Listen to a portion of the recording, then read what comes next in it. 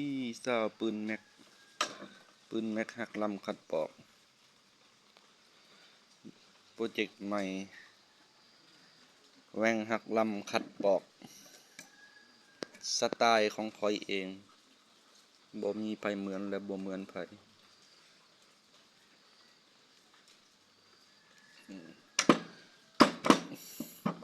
มาบัดนี้สิพิเศษแน่เพราะว่าได้เรา M16 มันบ่เห็นดอกเกี่ยวงามเอามากึ่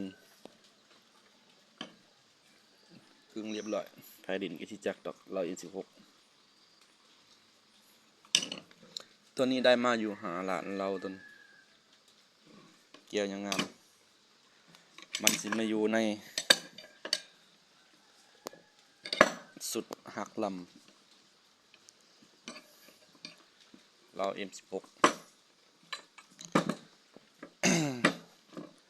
ยังบอกเข้าใจเนาะว่าเกี่ยวมัน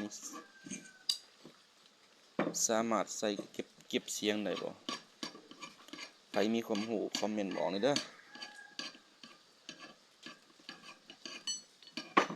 ว่าเกี่ยวไป M16 นี่สามารถใส่เก็บเสียงได้บ่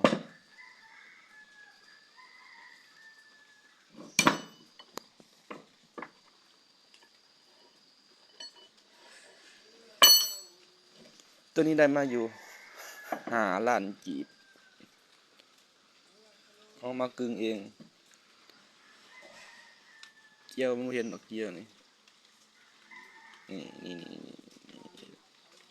เกี่ยวยังงาม